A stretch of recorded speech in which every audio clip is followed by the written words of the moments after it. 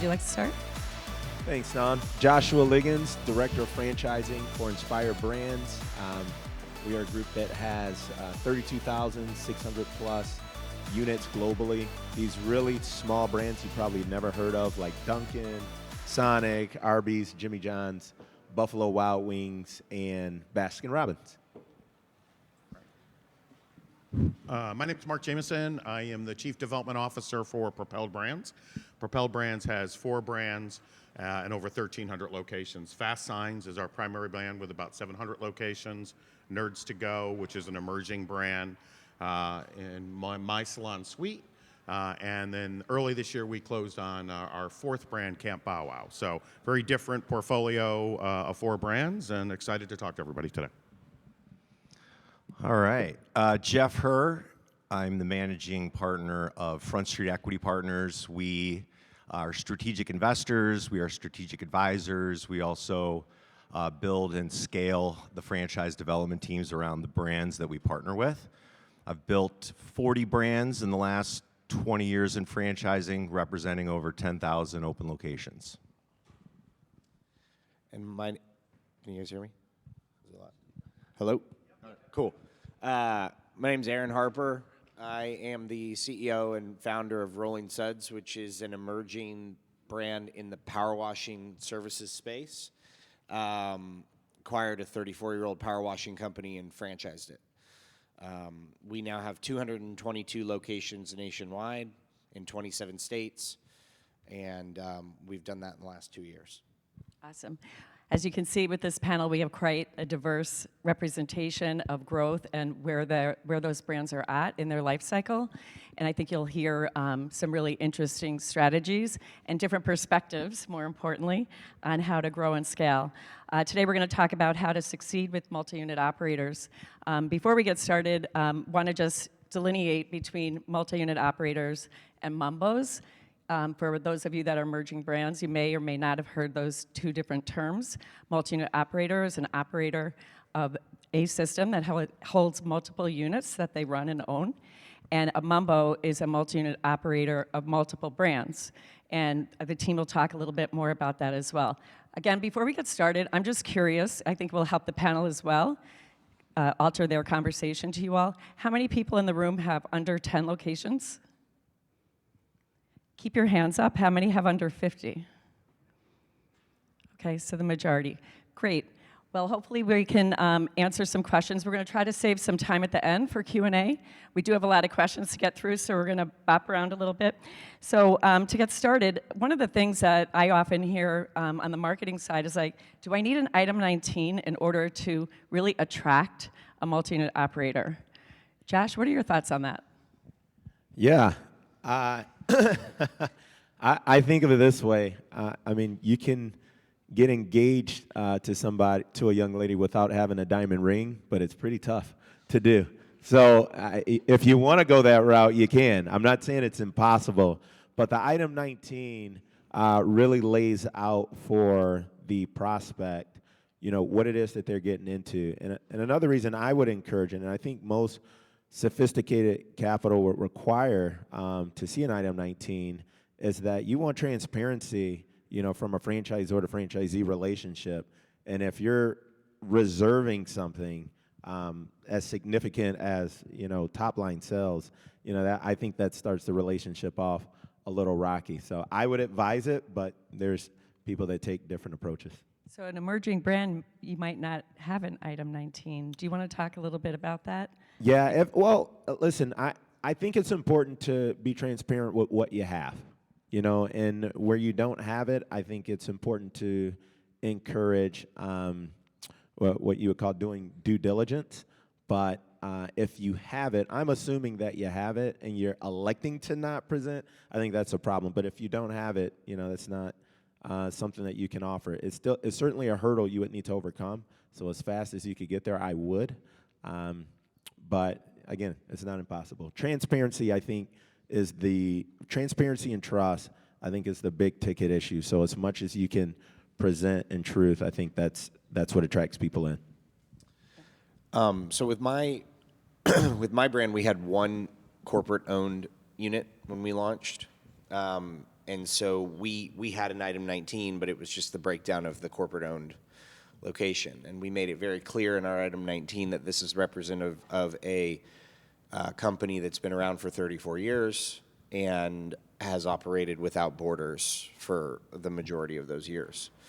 And to Josh's point, like the more transparent you can be about like, listen, like I have absolutely no idea if you could do these numbers. Like, because you don't, if you're an emerging brand. Like you have an idea, like you hope that they will, but like there's so many variables and factors. We've now, since we launched in February of last year, next year will be the first time that we'll have franchisees in the item 19 because we'll have 12 months of performance from operators. But just letting people know, and particularly multi-unit owners, that like, listen, there's opportunity and the upside is here, but like there's significant downside as well if this doesn't work out. And like, if they don't want to move forward, then fine, they're not the right operator anyways. Go ahead, Jeff.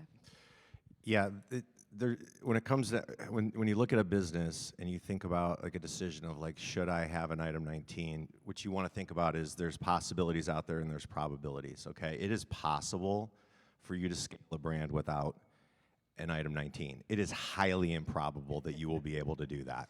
Okay, like virtually impossible. I think that there's like some misnomers of like, you know, what you can and can't put into an item 19. The reality is you can put whatever you want in there. But if it's not in there, you can't talk about it in the sales process. And that's where you can get into trouble, right? Because you want to be able, first of all, you shouldn't be franchising your business unless you have compelling unit economics. And if you have compelling unit economics, then you should want to share them with the world, right? We believe in a lot of granularity. I personally built some item 19s that were 20, 30, 40 pages long. Like full disclosure. But where you want to start, in my opinion, is what are the key metrics? What are the KPIs that drive your business? What are the levers that the franchisees pull to win in the battlefield of franchising with their unit, right? And that is the information that is critical to put in there. Because if you're going to train them and educate them and coach them on the KPIs of the business of how to win, it all starts back into the sales process when they were not a franchisee. Those KPIs are the ones that you have to share. And there's lots of ways to craft it versus just putting in a P&L or just putting top line revenue in. But what makes your business exceptional from a unit economic level, you have to get that out there, and you should want to. Well, first off, okay, it is. Thank you. First off, I agree with just about what everybody said here. We own 4 brands. 2 we bought did not have a full item 19. We 100% believe in that transparency. If I'm talking to a multi-unit or a single unit operator, I'm going to ask them for a lot of information. I should be able to share back with them everything about the model that I know. We do similar to what Jeff said, I don't look at it just as the P&L. We do a full P&L all the way down to EBITDA, even for our smallest brand. But what really helps us is we do put in all of the specific drivers of that brand. So for our Nerds to Go brand, reoccurring revenue is a big component of it. And so we have a scale of what reoccurring revenue looks like and that piece of it. For Fast Signs, it's all about outside salespeople. So we have an outside sales study that says units that had an outside salesperson performed at this level, units that did not perform at this level. For Salon Suite, it's all about occupancy and what level of occupancy you are. So one of our item 19s, I was actually on a panel last year at this conference, I think had 12 pages to it, to your point. So I believe in it. You also don't have confidence if you are that your sales team can't talk about anything if there's nothing in there. So, and I will tell you, we've looked at a lot of brands, we've passed on a lot of brands, and a little bit to what Jeff said, if somebody doesn't have that information in there, it certainly gives me pause for concern. Are you measuring it? Are you studying it? Are you helping your franchisees get to profitability? And do you know where your concerns are? Because we learn a lot as we collect that data and go through it. And, you know, there are some I have that I don't love what's in there, but the reality of it is what it is. And hopefully we're explaining the tactics on how we're improving it. So I think it's an absolute necessary. I wouldn't do it whether it's a single unit or otherwise. I wouldn't sell a franchise in our company unless we had a full item 19 all the way down to EBITDA, and then a lot of other schedules breaking out first-year stores, you know, stores that have been open over a period of time, the drivers of the business, all of that. It is imperative, and I think it really does give the confidence to the candidate, whether they're buying a single unit or multi-units, that you are being transparent. You are showing your numbers and where you stand. And it makes their process of validation a hell of a lot easier because now they have something to ask in the validation process also. Thank you. So besides an amazing item 19, why are multi-unit operators attracted to emerging brands? Aaron? So we only do multi-unit deals at Rolling Suds. So in my previous roles, I worked in franchise development, and my experience was the single unit operators often failed more frequently, they were more difficult to deal with, and they produced less royalties. And so we do a minimum of 2 units. A franchisee can't become a franchisee unless they purchase a minimum of 2 units. And we require pretty high capitalization and set the expectation of what they're going to need to do to get at least those 2 units open. We made the decision to not do more than 3 or 4 units unless they have experience in business ownership or running other people's businesses or something of the like. Multi-unit owners, in terms of like larger enterprise multi-unit owners that have, you know, 30, 40 units of something, in my experience, it takes a specific type of multi-unit owner in that category, which we refer to as kind of mumbo, to be attracted to an emerging brand. We actually signed up the largest Fast Signs franchisee, so we share a franchisee. And what I said to him is I said, listen, we're brand new. Usually big multi-unit owners want to come drop, you know, millions of dollars, and they want to see significant experience in doing that because it's a larger investment and they're deploying a lot of resources. So I said to him, we don't have it figured out. You're going to be the first big operator in our system, and the model in which you want to grow the business is not something we've done before. We're going to be figuring it out together, and if that's interesting to you, let's roll. And he goes, no, like, that's interesting. Like, let's do it. And you know, and so I'm just distinguishing between the two different things because I think the approach, at least for me, is different. Yeah. Mark, you have several brands in your portfolio, and you approach those brands differently from a multi-unit perspective. Can you talk a little bit about that? Yeah, for our Fast Signs brand, which is our largest, we don't sell multi-unit agreements. It's an owner-operator business. We believe that the operator needs to be day-to-day involved in that business. We will award after somebody's been in the network for 2 years and has proven them a second opportunity. But we don't sell anything out of that. Part of it is in that model, it is not a site-driven business. It is driven by outside sales. I'd rather you invest in hiring another salesperson than opening up a building with duplicate equipment and all of that. For our Nerds To Go brand, which is an emerging brand, we bought it. It has about 40 locations. We have been cautious, and this is the first year we've moved now to talking to some large multi-unit operators that want to operate multiple locations because it took us a couple of years after the acquisition to figure it out. We rebranded it, we retooled it, we changed the focus from being direct to consumer to B2B. And in a B2B model, multi-unit to me works real well. And so we're very focused on that brand.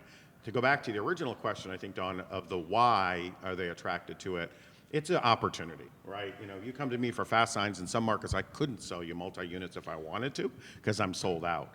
You come to me for Nerds To Go, I could put together a great plan or a great program for somebody to grow that business because I've got a lot of open white space with some green shoots.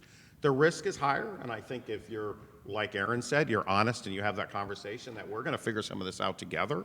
And then in our My Salon Suite in Camp Bawa, we're focused, and I agree 100% with what Aaron said, on only selling 3 units or more. I'm not interested in single units. We will occasionally. The reason for that is, I agree 100% that it's a high investment of capital. And if a single unit operator, sometimes it's a stretch for them to get that capital. If somebody can do a 3 unit, they've got the money, they've got the resources, they're going to grow that brand and drive it. And I would say our single unit operators, hopefully none more in here, are the hardest to deal with in those 2 brands. Even with our brand presidents, we bought them like, we only want to do 3. And they're like, yeah, you know what? That makes a hell of a lot of sense. So I think you've got to know your brand and what fits. You do have to prove it a little bit or a lot. But I love that we've got 4 that are all different timelines and everything's different. We turn down multi-unit agreements with broker networks a lot and say, we won't sell them for Fast Signs because you don't need it. Our highest single unit in that brand will do $30 million in a single unit. So you don't need to have another physical location. You just need to drive sales through a sales team. So. Jeff, can you talk a little bit about the way in which you go to market when you're going for a multi-unit operator versus a single unit operator, right? It's the way you present the opportunity, the way the sales teams that you build on the development side, how they approach that. Can you give a little insight there? Yeah, and just to dovetail off what you said, I think it's important to understand like what's best for your model and what's best for the franchisee. I think that's a good summary of like what he had mentioned. There's probably a good mix to think multi-unit operator. It's that level of scale is going to help both the franchisee and as well as yourself. We purchased Pure Barre in 2018. They had 550 locations owned by 500 franchisees. That was a heavy lift. Getting anything through that ratio was really, really difficult. So we've also had other brands where the average franchisee had more like 6 or 7 territories because that was what was best for the brand as well and best for the franchisee. They might want to have an exit strategy down the road as well. And so talking about how it's framed is like you have to understand, what's their goals here. It's going to be difficult for somebody, unless it's a $30 million Fast Signs, it might be difficult to sell a 1-unit territory or a 1-unit store or as a franchisee to somebody else, right? Because that might be perceived as them just, that was owner operator, and unless it's got significant revenue attached to it, that might not trade for what they want. Whereas if they do have 3 or 4 territories or 3 or 4 stores, that might make it more saleable for them at a higher multiple if they want to sell their franchises to someone else. When you think about bringing something to market, it's important, I think it's very important to think about partnering with one of the different companies or softwares out there that can help you develop territory. Territory development's a key piece.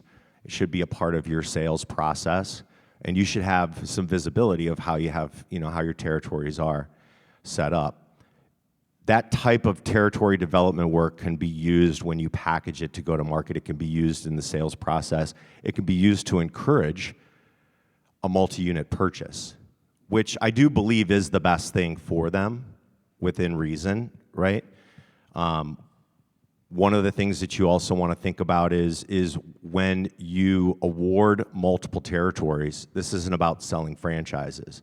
This is about developing the territory. This is about squeezing out the revenue that the territory deserves. And so you want to think about how you're going to require that franchisee to develop these additional territories or additional units if it's, brick and mortar over a shorter period of time. That's what's best for them, and that's what's best for the brand.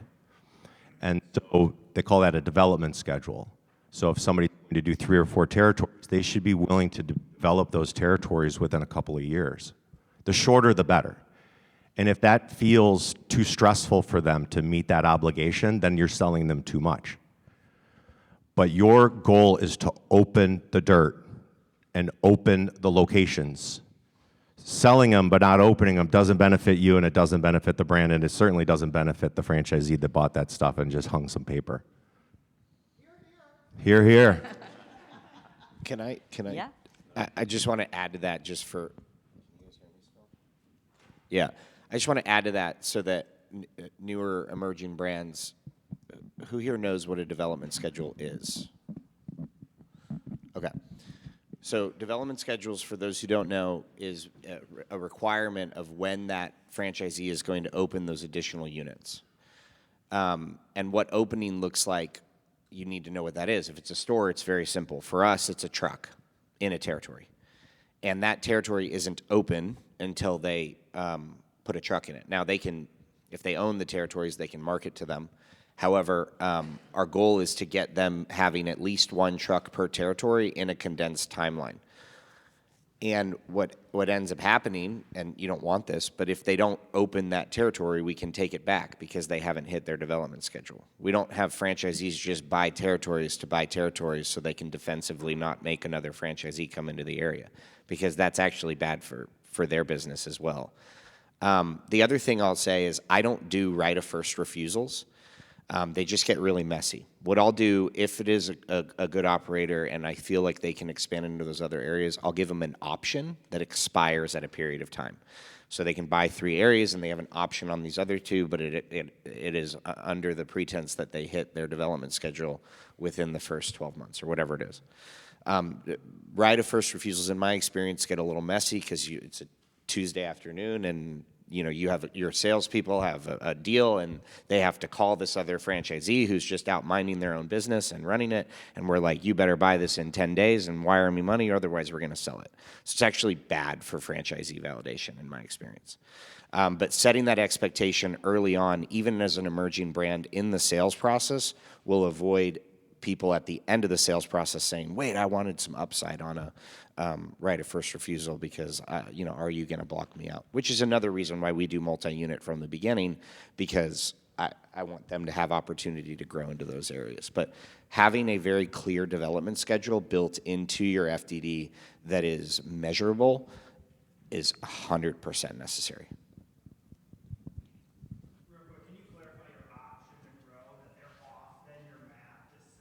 Yep. So what I'll do is it's an option, but so yes, it's off the map to sell. I don't do an option for longer than a year. So that's how we do it. And we very, very rarely do it. It is for people who I'm very confident that they can open more than 4 units.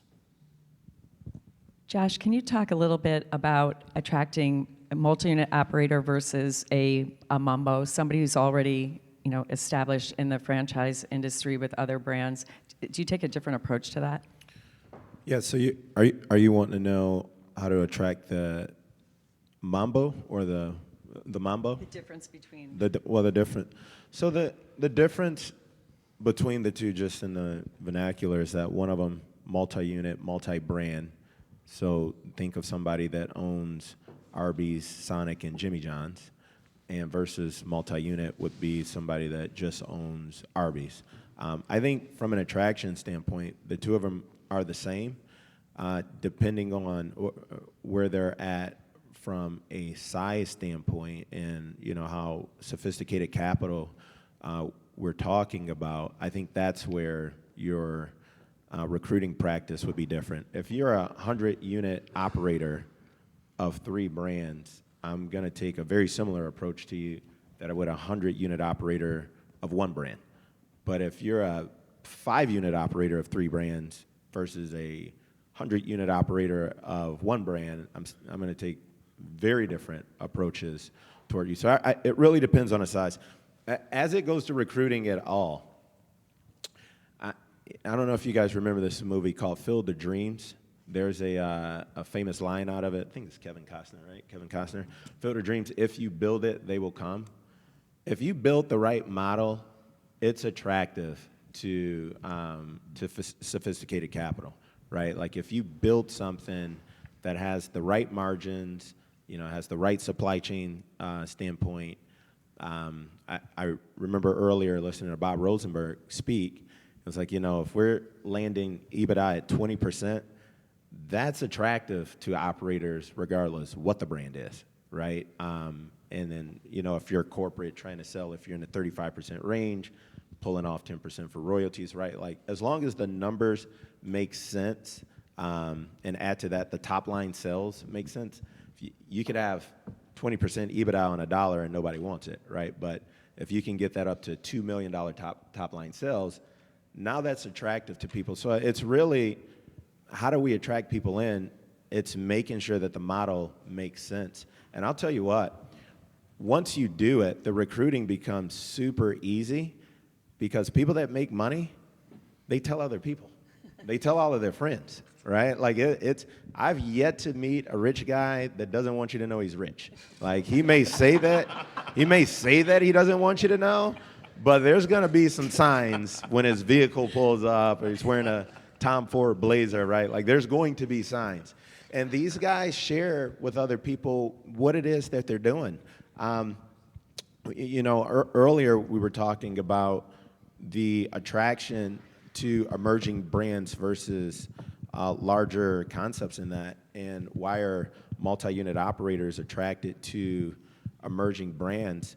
I think that, I don't think that that's the case from a macro standpoint. I think that the majority of high sophisticated capital franchisees are looking for something that has been around, that's sustained the test of time, that's gone through pandemics, that's gone through wars, that's at a global scale, and it's very predictable what their returns are gonna be. Like nobody wants to lose their shirt on something, and so I think that they attract toward things that have been around for a long time that they can invest their capital into. However, in the same way as it goes with the investment, you know, financial investment world, all of a sudden there's a Bitcoin that pops up or this crypto thing, and people are like, well, shoot, man, you know, tell me more. And I think that's the emerging franchise space, man. When there's people that look at your brand and you've differentiated yourself from everybody else, and they look at that model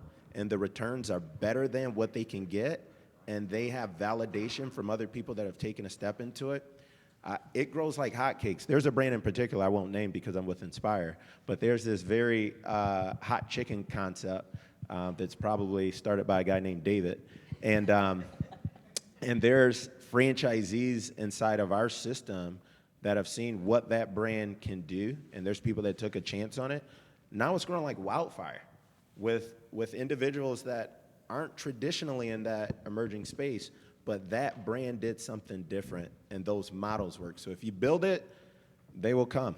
And once they come, man, be ready and be equipped because you will grow very fast. Thank you. Go ahead. Yeah. We have a lot of emerging brands in here. Aaron, since you're an emerging brand, I'm going to step back 1 second. On item 19, we were talking about how to attract multi-unit. Can you talk about how important it is for emerging brands to pick their early franchisees? Because that will help set the item 19. And sometimes saying no is saying yes to the future. Can you talk about that? Yep. You experienced that. So we've signed up 60 franchise owners who've purchased 222 territories. We've turned away over 80 people that had the capital and were not right for our system. So, was that 8 or 80? 80. 80. Yeah, we've turned away over 80 people. I sat down at the beginning before I started doing franchise development and said, who's my key, like who's my perfect avatar franchisee? What do they like? What are their problems? What's their background? What are they good at? And if you haven't done that, if you haven't figured out this is exactly who we're targeting and this is my perfect avatar, do that before you sell any units. Because if you bring in, to Alicia's point, if you bring in the wrong people, those first 10 franchisees, they become your salespeople. And if they're not good, or they're a pain in the butt, or they can't make money, or they have experience in the past where they haven't been successful in jobs or other things that they've done, You have to be able to turn them away, even though it's going to be hard because you want that $50,000 check. But we are in the royalty business. We're not in the franchise fee business. And long term, you're signing a 10-year agreement with these people. And we don't bat 1,000. No one will. There will always be the bottom 15 to 20% of franchisees. And that's like a different operations discussion. But the more you can focus on selecting the right franchisees in the beginning, in those 10 to 15 franchisees, like, it makes a world of difference. Picking the wrong ones can literally like cripple your brand forever. I would add a little bit to that, having bought an emerging brand and actively looking to buy other brands at Propelled. Don't oversell. We come back and we talk about territories, and I look at somebody's sold an unopened, and you've sold a 6-pack to somebody or a 10-pack, and we have 2 brands we had to do a lot of cleanup in that area where they really sold to people who never would have had the financial wherewithal, really didn't have the capacity to grow that brand, and now you're giving away large swaths of land. It is very tempting as an emerging brand to take the check, and I've seen that in the brands we've looked at. So kudos to you for not taking the checks. But it will absolutely bite you in the end if you oversell it. It will devalue your company when private equity or a Propelled comes looking at you and says, "Yeah, we're not interested. You've got a lot out here sold, but I don't care if it's sold. I want to know when it's going to open." And I want to know if there's a realistic development schedule. I come back to what Jeff said a little while ago, is I want them to open quickly. I'm going to be realistic. In some brands, it takes 18 months to open for us, and others, it takes 90 days. So, however, I'm not going to let somebody take 10 years to build out something. It means it's just too big for them at that point in time. They can come back and buy more later. Yeah, one thing to add to that, and to be aware of, I wasn't for years. If your brand has a lot of or sold not open, so SNOs they're called, you can eventually get to a place where the Federal Trade Commission won't allow you to sell your brand in X date, right? So I've been with brands previous where we run into that, and all of a sudden you got an opportunity in Maryland, but because of some of these decisions you made before, you can't sell there anymore. And there's a lot of hurdles that you have to go through to being able to do that. The landscape is already competitive as it is. You don't want to waste your time being frivolous, selling people into opportunities that you know they're not good for the selfish ambition of just bringing in a franchise fee check. It's not worth it to you. It's a pain for the franchisee. It's going to be a pain for the consumer, and it could end up tremendously costing you in the long run. And know what it takes for that franchisee to be successful in terms of size of their territory. New franchisees will approach emerging brands to negotiate territory because they know you need that, Chuck, and you're willing to do that. And I can tell you it really creates a nightmare down the road when somebody comes in and throws a bunch of money at you and says, "Hey, I want to buy the state of Texas." And you don't even know how many locations are in this. And this is a real story that I've dealt with. I'm like, "You sold the state of Texas?" And so I think those things are lessons, especially if you're an emerging brand. Someday you're going to want to sell your company, you're going to want to take outside investors, and they're going to go through that, and they're going to look at it, and they're going to understand what's real. And just having it down as snow isn't make it real. So along those lines, do any of you offer an incentive for multi-unit operators? And if so, what are they? And what are the pros and cons of doing that? And I'll start. We do. Okay, you go. I'm sorry. We haven't let him talk. Yeah, I know you guys miss my voice, my radio voice. So the word incentive, you want to be careful here. I think what you've started to hear from some of these panelists, and something that I believe in, is you have to build a system around favored nations. If you have franchisees that all have separate side deals, you will lose, okay? And it will devalue your company. You're trying to build equity in the brand that you have. If franchisees get these addendums that supersede the agreement and they all have something special, it will devalue your brand. It'll devalue the equity, the enterprise value of what you have. So, look, I think that early on, especially for some of you that raised your hands, that says you have like less than 5 or 10 units, okay? There are a lot of multi-unit operators in other systems right now that are looking to be a pioneer in an emerging brand. So you can attract these folks. They are going to try to get you to rewrite your franchise agreement, okay? And that just won't work. You will lose every single time. So you have to understand too that like selling all of Texas for a check doesn't make sense. Territory is your gold. Every time you sell one, you have one less to sell. And you should think about shrinking your territory as much as possible without clipping the wings of the franchisees to be successful. Smaller, the better. Now, that being said, if you do get the right multi-unit operator of another system, they have a team, they want to be a pioneer, they've shown the ability to be a pioneer, there are some creative things that you could potentially do in terms of when you don't change the amount of franchise fees that they pay for the territory, you don't give them more territory, but you could potentially work out more of a payment schedule along the way. You don't want to do things that materially will make you disclose to other franchisees, right? Especially like state of California, if you do something a material change for a franchisee like less royalties or something significant, in California you have to disclose that to every other candidate that's in your pipeline.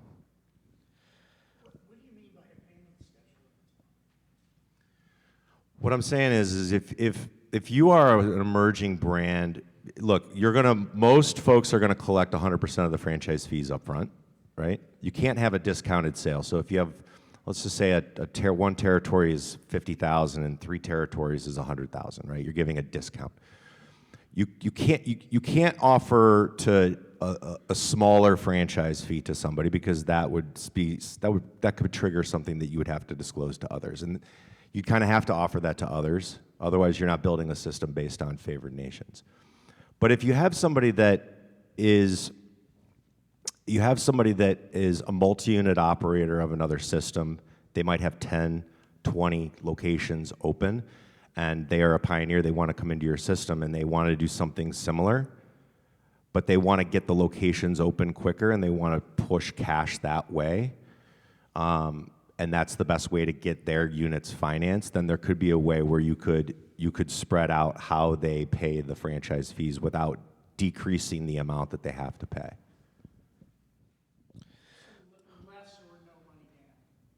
Well, well, that's not going to make sense either, right? Like, no, this isn't a no money down. Like, this isn't like I'd gladly pay it tomorrow for a hamburger today. We don't want to do that.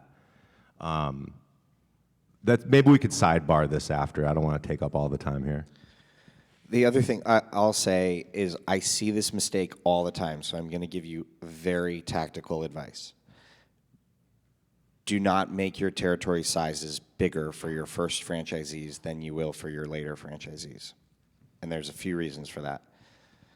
The most important one is your item 19 will be skewed.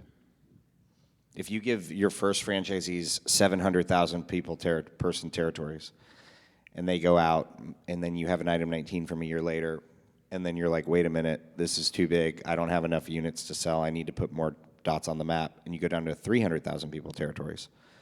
Well, now all of a sudden, your item 19 is completely messed up because the representation you're making from a financial standpoint is for territories that are twice the size. And that could dramatically skew the opportunity that you're presenting. That is one of the biggest mistakes that I see emerging franchisors make. And so just pay real close attention to that. And to Jeff's point, make sure the territories are small enough to where you're not cutting off their wings, but like it's also like, hey, no, you can't negotiate double-sized territories just because you're one of the first. And to answer your question specifically, I do know benefits for multi-unit owners. I believe that this is a franchise. This is the agreement you sign. If you don't want to sign it, then it's probably a good sign that you might not be a good franchisee. Every single time I've negotiated a franchise agreement in the almost 700 territories that I've awarded over the last 7.5 years, I've regretted it because that person felt that they deserved something different than the rest of the franchisees. Therefore, they thought they were special. Therefore, they weren't a good franchisee. So I don't do anything unique. The most We powerful. we have offered incentives, but to Jeff's point earlier, if it's one for one, it's one for all. We do the same for everybody in the network. We don't do side deals. We don't make side agreements. We will occasionally do things to spur growth. When interest rates rose for some of our large brands that had higher build-out costs, we did a royalty incentive for a period of time, but we don't pick and choose. We do that for everybody. We're clear about it. We treat it as an incentive. We try to use it as motivation. We bought a brand that had some very slow-moving snow, and we said, great, you sign a lease by the end of this year and you open within the next 12 months, then we're going to give you a 6-month discount on royalties. And so I would do those things. I don't have an issue with that. We have the capital to do it. But if I do it, it's for everybody. I don't do one-off deals, and I've looked at enough brands that we've considered looking at that side deals just as a walk away for us. It's like, this is crazy. We're going to spend years trying to figure out this stuff and clean it up. Yeah, and it causes friction amongst the franchisees in your relationship with them as well. Again, the whole thing is built on transparency. Like that's what franchising is. We have a model. We know that it works well, and you're trusting that we're being honest with you about what you can get out of this. And so when you do side deals, it certainly causes some angst amongst the group. But I will, echoing what Mark said, I'm big on incentives at a macro level. So it's laid out for the whole system to see. So if you buy 4 stores and open them up one time within the next 3 years, this is what your royalty structure would be. So is that for a multi-unit developer?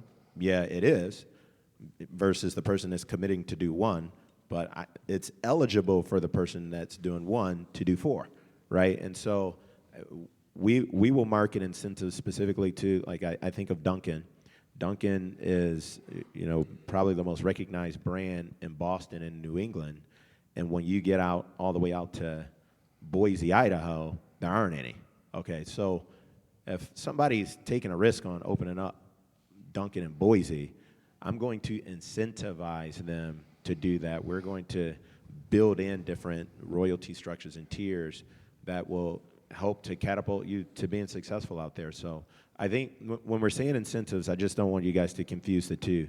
There's incentivizing the entire network on something and recruiting in certain people. So there's some folks that can't develop 10-unit deals, but if you can do 10 units and you come to us, we're going to give you this. Everybody knows about it, though. That's not a side deal. It's eligible to everybody. When you're doing a side deal, meaning, gentlemen right here, we're going to talk about something. I'm going to change my agreement for the young lady over here. That's when you run into problems, and I highly discourage that. This is going to be gold. This is solid gold. You should have a pen in your hand. You have an opportunity every single year to offer an incentive, and it's going to be around renewal period. You're all going to renew your FDD next year. Some of you may increase the royalty, some of you may add a new fee, some of you may increase your franchise fee. The best incentive that you can offer every single year are to the people that can sign their franchise agreement and get in on the current agreement today before you renew and the franchise fee goes up or the royalty goes up or you had to add this piece. That's an incentive to buy because they have to before the new FDD is issued. That's an incentive you can offer every single year, and you'll be shocked. That'll probably be, for every brand that I've ever built, the #1 month every single year is the month that we renew the FDD. Every single year. Clears that pipeline right out. Let me add to that too, because it's certainly an incentive, but you better be ready to stand on it.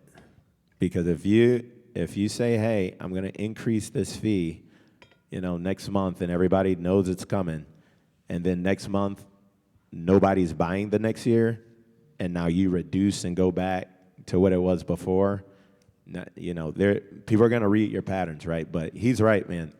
The incentive is always, it's going to be, listen, the brand's growing. it's going to be more expensive to buy in tomorrow than it is today. Today's price isn't yesterday's price, right? But you got to be willing to stand on that price. If you fluctuate and go back because you really weren't confident and really didn't have that model dialed in, nobody will ever believe you again.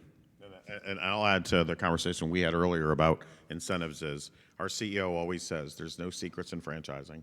And I always laugh when somebody says, well, have them sign a confidentiality NDA. And I'm like, all that means is I'm going to say, I'm not supposed to tell you this because I signed an agreement, but I'm going to tell you it. So franchisees are going to tell somebody else if you do a special side deal, and that will bite you in the Yeah. for And the you know when long it comes run. out? It comes out at your national convention. That's When the right. franchisees are together by the bar. Like, that's literally when it comes Yeah. out. I'm not supposed to say this because I signed an NDA. Oh, man. That's a fact. That's exactly when it comes out. Our attorney gets mad at me because I'm like, they're worthless. We can give it to them, but it's useless. So I did this earlier this year before we renewed. We did a lower franchise fee for our first year so franchisees could benefit from a lower franchise fee. And then I told everyone during the sales process that we were going to go up $15,000 on the franchise fee next year, and it was a benefit. And so what we did is I did exactly what Jeff said. I said, listen, we're giving every single franchisee the opportunity to buy one more territory. And we did 32 units. Yeah. So I'm going to, let me do one more question for them, and then we're going to open it up for questions, okay? So for those emerging brands that maybe have sold single units and are considering going after multi-unit, can you talk a little bit about, like, that sales cycle changes typically because it's a larger investment, right? So can you all give your perspective? Aaron, you only do multi-unit, so maybe if it's 2 to 4 or whatever, but to manage and set their expectations in that sales cycle. Oh, you're asking me specifically. I mean, my sales cycle is pretty quick. It's usually 3 to 5 weeks, like 3.5 to 5-ish weeks is probably my average. Our minimum requirement, I mean, once we don't do discovery days, and I know that's super controversial, but we've just found that, like, the right operators, if we target the right operators, I do a lot of social media content creation. So a lot of the people who come into our pipeline, like, they've already followed me for X period of time, so they understand the model. They're like, Aaron, I'm in. Like, I understand what you do from a marketing perspective. I know how you help with this and that. So that speeds up the process, but also knowing exactly who the person is so your sales team or you are not wasting time with a bunch of tire kickers. And that also, if you know your perfect avatar, it's going to help your marketing budget as well, because the more specific you can be, the farther your advertising budget can go. But we require a minimum of $250,000 that they have to have in liquidity with at least $750,000 to $800,000 in net worth. So, like, we have a very niche buyer, and that buyer typically makes decisions quicker than, like, I've got 50 grand and I'm like, it's 200,000 net worth and I really have wanted to start my own business and I want to run a truck by myself. Like, you know, we don't have passive or semi-passive investors, but they are required to have 2 full-time employees before they launch, and them or a business partner has to be full-time on the business, making it their absolute and utter everything. Jeff, you've worked with so many brands. What do you see? Yeah, so obviously multi-unit operators or multi-unit purchasers, there's going to be a higher level of capital that is necessary, right? So as you think about, like, larger type deals, that might just attract people that want to kind of partner up on something. Maybe they're already in another brand. There's partners that are coming together. What could help speed up or slow down the sales process when you have somebody coming in for multi-unit and they're, you know, it's kind of like a partnership group coming in. It's very important that all decision makers are part of every part of your process. If your process is Zoom calls, then all decision makers in that partnership group need to be on there. What happens is sometimes a partnership group will come in, they'll send a proxy that's like, trust me, everybody's going to do what I say, right? And what ends up happening is the sales process gets drug out considerably, because as they get closer to being interested, then you're starting to bring people into the sales process that are getting it secondhand information from whoever the proxy was. So if you are doing a larger deal that is multi-unit and there's some kind of partnership group, and sometimes a partnership group could be a husband and a wife, right? You want to make sure that everybody that is going to be a part of making the decision, whether they are part of the equity group or minority or not, doesn't matter. You want to make sure they're all part of the sales process if you want to control the tempo or cadence of getting from the beginning to the end. I don't see the sales process longer. I think it requires more organization and more sophistication maybe on the sales team. In some ways, it can move quicker. I do 100% agree with what Jeff said is we require personal guarantees, and we do not flex on that. And so I'm going to have that conversation, or our team is going to have that conversation early on, because that's the deal you're going to lose when somebody comes back and says, my wife's not going to sign. Of course not. She wasn't on the call. She wasn't involved. She doesn't understand what it even means. And so I think if you're organized and you are sophisticated in your sales process, you're going to get a lot more questions. But connecting them with the right people in your network, I think in some ways those deals can move quicker because it's not about I'm giving up my job, I'm losing this. I have the money, I have the resources. You need to sell me. You need to answer my questions. You need to get me excited about your brand. But I think to your point, it is more complex because there are oftentimes multiple partners, and every one of them wants to go have a lawyer look at it. And we say to candidates, you can do that, but understand we will make no changes to our franchise agreements, and we don't. So it is for you to understand what you're signing. We just had one recently that I thought was going to blow up, and they came back with 13 pages of changes. And we said, I'm not even going to look at this because we will not consider it unless it's something specific around, family, no transfer fees for kids and things of that nature is about it. But we don't modify agreements. And so those are the hurdles, but if you deal with that stuff on the front end and say, just understand these are the areas we're not flexible in, I think they can move quicker in some ways. Yeah, I would say I'm almost the opposite opinion of the question, and more in line with Mark. Multi-unit people, in my experience, they know what they want, so they come into it knowing what they want, and you're not going to win them unless you're what they want. And so oftentimes that moves much faster for me than the one-unit person, especially the one-unit person that this is their first thing. Oh my gosh, man, you're going to spend a whole year trying to teach this person what an FDD is. You'll spend a month trying to get them to sign the FDD because they believe it's a contract. They're like, and there's so many things that you have to educate that person on versus the multi-unit. I think if your infrastructure is in place and as Mark said, you have your structure sophisticated, you're ready to answer questions, you have your processes set up, you'll sell at I would say at minimum, it would be even, that it will take the single unit and a multi-unit the same amount of time, but my bet is that multi-unit is going to be 3 times faster for you than trying to pluck one-unit people and educate them, all year. Let me add one other thing to that. So these operators are typically more sophisticated, so you have to teach your sales team to talk about sophisticated things. And the more problems that you're able to solve in the sales process, the more stuff you're going to sell. And so what we train our sales team on is talk about things like enterprise value, exiting. What do you want to do with this business long term? We always tell our prospects, the franchisee who needs to replace their income year one, that's not our franchisee. Yeah. Alex? Perfect. The question is, for franchise development of those sophisticated buyers, does it even make sense to do outbound? Because based on what Josh was saying, it's basically inbound, those people coming to you. Do you see in your experience that outbound to get those people and say, hey, buy this brand or this brand works? No, well, let me correct that. I'm saying you'll have 2 streams of interest coming.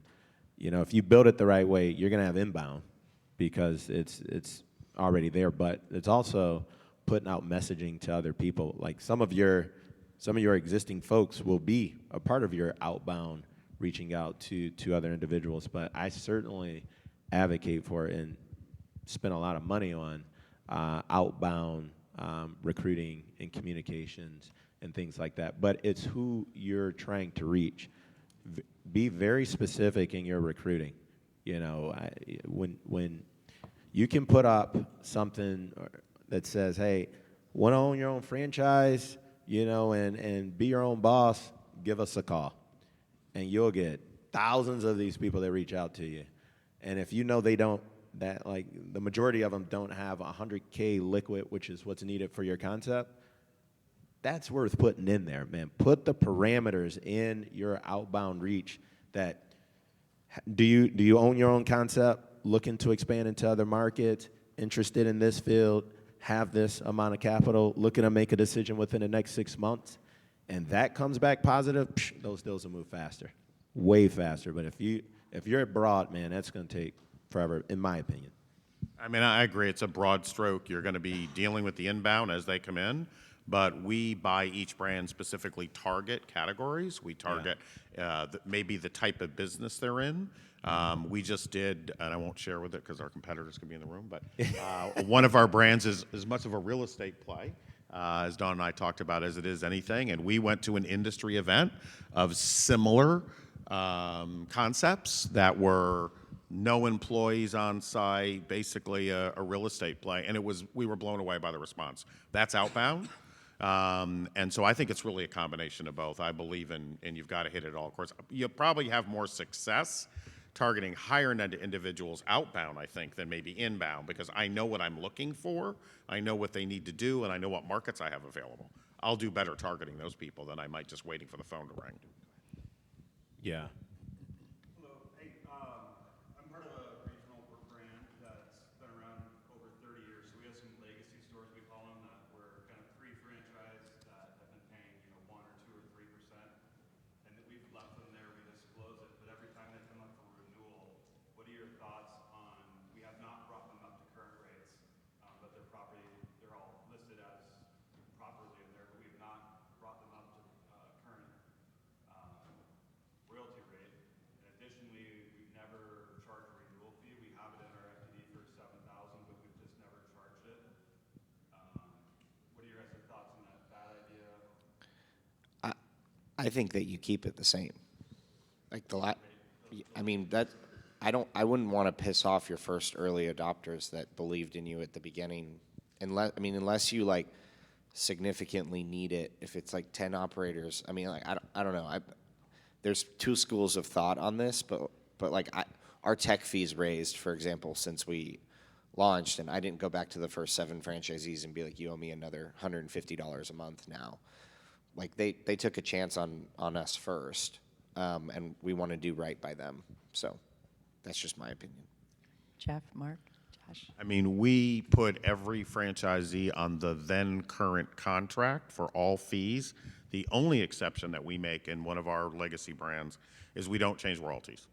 But we do let them know that upon resale, that buyer will be on the new contract and the new royalties, and so they need to make sure when they sell their business, they'll have to adjust that EBITDA for that. But we are sort of the mindset, and we don't have a lot of legacy much, but Fast Signs has been around for almost 40 years. We didn't have a lot of big royalty changes, but we had some that had a lower royalty, and we don't think it's fair to go back and modify their royalty. But they do pay all other fees. If the marketing fee went up, if the tech fee went up, they do go current on that. But we make sure they're aware that upon you selling this business, the new buyer will be at the new rate. Any other questions? I was going to add to that. Makes me nervous. My opinion makes me nervous, and I don't know how far that expands out. So let's say if one of those franchisees decides, all right, I want to open up another 5, is it pretty clear to them that, hey, you gotta pay the new fee all right, I'm better with it. I'm better because sometimes they want that same deal to go in other spots, man. And again, but that's something. Am I comfortable saying that in front of a room to people? I would likely connect with our legal team to say, hey, is there some way that this could be drafted in so that there's an addendum or something that says, hey, what everybody is being held accountable to, this group is not? Because again, it comes back to transparency. When they're sitting at the bar and it's like, yeah, bro, I don't have to pay renewal fees.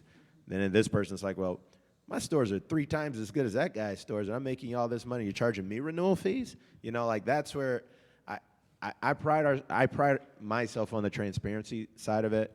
I would like to have it in my documents. Grandfather clause, first 5 stores aren't held to renewal fee, and just lay it out For there. us, it would be the renewal. The only thing we don't modify is old royalty rates. Well, we charge Yeah. them then current on every single other item in the contract. Alicia, yeah. Can the panel talk a little bit about the training requirements? A lot of emerging brands, right? We know we do some in the FDD, but is there certain training that goes to multi-unit so that down the road, I'm like Mother Hen, I have to protect everybody, right? All my emerging brands. That franchisee can't come back and say, hey, I was only trained, your training was all about 1 unit. I opened multi and failed. So is there a different concept about training, and should we have that more elaborate language to protect some of the emerging brands? Yes. So That was the gold. That's a great question. In your sales process, okay, part of the sales process is showing. Look, they're going to share with you what their passion is and their dreams are and their vision, right? And the idea is that your brand connects them to that. Hello. So that does mean scale, right? Whether they start with one, even if they start with one, if it works, they're going to want to do more anyways. But if they start out multi-unit, you want to have a part of your sales process describe how their internal team evolves as you grow and scale out to additional territories. Facts. So, look, they might start as an owner-operator, and it might be a husband-wife team. One's the operator, one's the salesperson. It's small. But you have to give them the vision of, okay, when are you going to hire the outside salesperson? When are you going to hire the operations manager? When are you going to hire the team leader or whatever it is? Because you want to give them that vision of, okay, like, this is how my team is going to grow. This is how I'm going to support my multi-unit system, right? Yep. But the beauty there is that not only is it training and educating them and being, transparent about what they need to build, it's showing them that, wow, they're going to build, this is not a mom and pop shop. They're building they're like an empire builder. And that's fun and exciting. So yeah, it should be a part of your sales process of how you build and scale your internal team to support your multi-unit growth. Not only do I agree with you, I would say that if you are not doing that, you're irresponsible. Like if you're, again, inviting somebody to invest their capital, and oftentimes in emerging brands, this is their life savings, into this concept that they are trusting you. They are trusting you, on your process, and you bring them in and sell them on a 10-unit deal, and you have no idea how they should actually run 10 units, you shouldn't be franchising that then. Well, at least you shouldn't be franchising it to a scale of 10 units. Whatever it is that you're able to give a predictable outcome to and have expertise in, that's what you should be franchising. It's like, with any of our restaurant concepts, there's a training that goes into if you're going to run a Dunkin', just your standard drive-through. But what if you're going to do it at a university? There's an entirely different training for what you're going to do at a university. There's a menu optimization for that university. There's different, everything is different for that setup so that that person can be successful. And if we're franchising things out that we're not confident people can be successful in, it's just, a 50-50 shot, here you go. I think it's tremendously irresponsible, and we should, as an industry, be better than doing that. And I would agree with everything said. The only thing I would add to it is we also revisit that at time of opening the next unit and the next unit. And these are the things we're going to require. They have to come to convention. They've got to go back through training. So there are some, I think, requirements that go as they grow that are dealt with in the moment that before they get ready to sign on for that next unit. What is your plan, essentially, and support that plan? Thank you. We're at time. Next session's starting down for lunch, and I believe it's the mentor tables. Thank you all. As promised, I think we had a great conversation. Appreciate you all. And I think everybody will be around if you have further questions. Thank you.